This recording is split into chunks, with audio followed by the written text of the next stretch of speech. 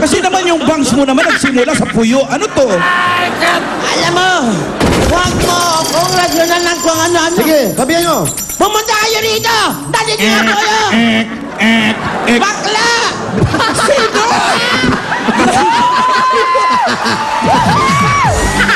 Wala na. Nagka-personala na ito. Bakla! Maraming salamat, Nate. Ito po ang huli nating Mr. Pogi, si Edward Madro.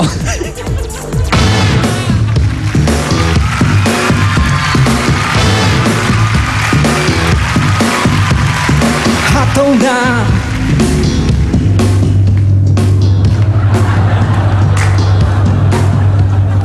kailanman o saan walang pakialam. Tayo na't mag-umpisa, tama na ang pagpupunyo tayo. Sige, tayo'y magsaya, alay ka sa ating mundo. Yan ang nais ko, tayo na, halina sa tugtog ay bigyang saysay itong tunog. Yan, at sabayan, sabay sumama ka. Sige lang ng sige, kailangan na yan. Hataw na, huwag kang mapagod, hataw at galaw. Ako daw, hataw na, nang ganyan ang lahat gumagalaw. Kaya hataw na. Edward. Hataw na. Paborito namin yan ni Julia. Edward! Hello, hello Edward. OIC ka daw sa isang retail store. Ako po. At 20 years old, 20 Ryan? anyos ka lang, OIC ka na. Paano nangyari yun? Siguro ano po, hardworking po. Tapos, Hindi, kailan ka nagsimula dun sa retail store bali na yun? ano po, when I was 17 years old po. Tapos 3 taon na rin. Tapos, Tapos siguro na-promote po kasi hardworking nga po eh. well, very good. Ibig sabihin, magaling kang empleyado, no? Kaya na-promote ang na-promote. Tatanong ko lang, Ryan, ano ang pakiramdam nung na-promote ka to OIC? Siyempre po, flattered po kasi ano po, siyempre madami po kami, ako napili din po. Hindi ka ba nahihirapan na batang-bata ka pa lang, boss ka na? Siguro meron time po na nagiging childish po ako. Pero minsan pinapayuhan naman po nila ako. Dumadaan naman po sa ganun lahat. Very good. Okay, well, good luck sa pagiging bossing mo. Pero Edward, eto actingan muna tayo. Ang location mo, nasa tindahan, nasa eskwelahan. Okay, nasa school ka nang tumawag ang inutangan ng mami mo. Galit na galit at naniningil sa'yo. Ngayon, Edward, ano ang gagawin mo? Kaya ready? Pwesto. Clapper. Clapper. Mr. Pogi number 3, Scene 1, action! Ay, naku. May utang ulit yung mga tao sa mom ko. Ay, Hello, where are you, son?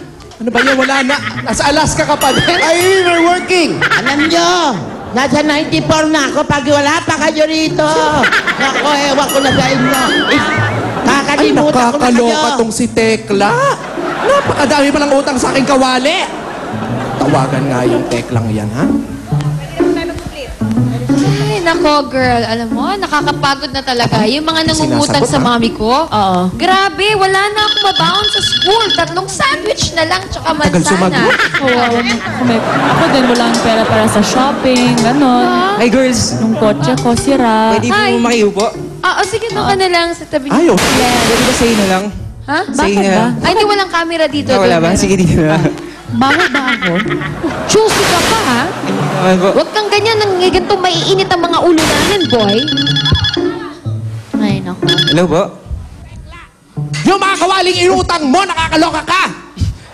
Sino po sila? Ha? Ano Sino po sino mo ako? Ako lang naman ang pinagkakautangan mo ng napakaraming kawali. Sino po? Ano Yung sa sino parlor po? Yung pinagupitan ko po? Wow, parlor. Teka lang, bakit ka tinatawagan ng pinagpupitan mo sa parlor? Hoy, Tekla! Ako si Aling Pasing. Nagtitinda ng kawali. Sino to? Ay, anak niya po to. Aba, niloloko mo pa ako, ha? Parang ibong ngangero. Anak niya po to. Si Tekla. Bakit po? Ilabas mo si Tekla ang mga utang niyang kawali. Nako, ang dami ko namang kukulam na nalulugi na ako. oh. Dami kong order na kawali. Ay, pasensya na po. Wala po kasi ako sa amin eh. Anong wala? Wala po sa amin, nasa school po ako. Ilabas mo ang nanay mo. Ilabas mo. Hindi, nasa school nga po ako. Hindi po ako nagsisinungaling. Nagsisinungaling ka. Sasabihin ko na lang po pag-uwi ko sa kanya. Ang bantot ng pangalan, Nagsasabwata. Tekla. Masama sa bata. Pasensya na po, ha. Nagsisinungaling ka pa. Oo, naririnig Hindi po ako namin. nagsisinungaling. Bayaran mo yung utang ng mami mo. At ang lalakas ang tenga ng mga Pasensya lang, klase mo, naririnig pasensya. niya ako. Ano ba yan? Hindi kasi nagipit lang kasi kami. Pang tuition fee. Pang tuition fee? Pang Pero- tuition fee, kawali? Huwag mo akong tawanan. Binenta po namin sa junk shop. Alam mo, tinatawanan ka? Ay, oo, nakikita ko. Oo, pinagtatawa ng ka. Hindi po, babayaran po namin. Huwag po kayong mag-alala. Siguraduhin mo babayaran mo ako, ha? 3 years? Hindi po. 4 years? Siguro mga ano po. 5 years? Bibilang ako ng 10. Aba, para si Lola to. Magbabayad Sagit lang po. Bayaran mo ko isa. Ayan na. Sagit lang po. Maraming salamat sa ating mga Mr. Pogi for today. Ang mapipiling Mr. Pogi ay mananalo ng 20,000 pesos at ang hindi naman mapipiling Mr. Pogi ay tatanggap ng 5,000 pesos each.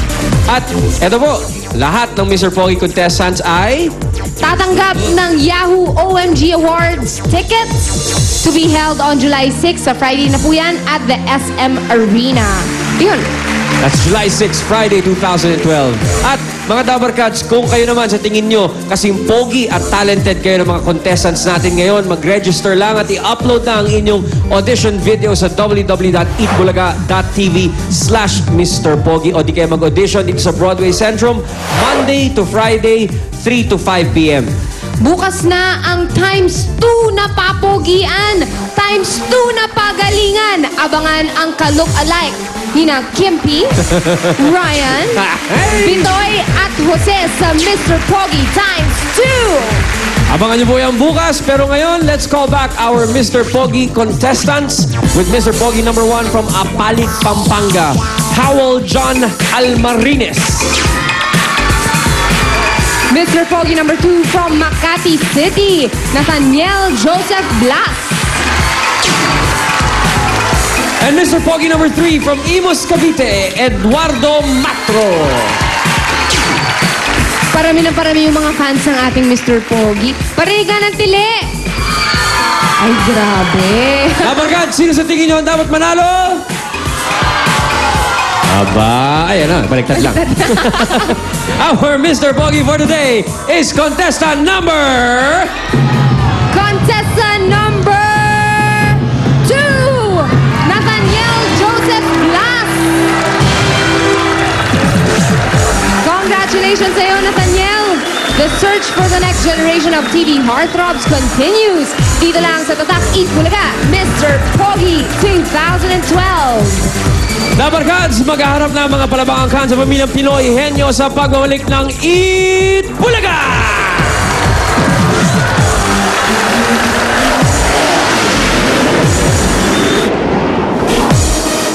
Hindi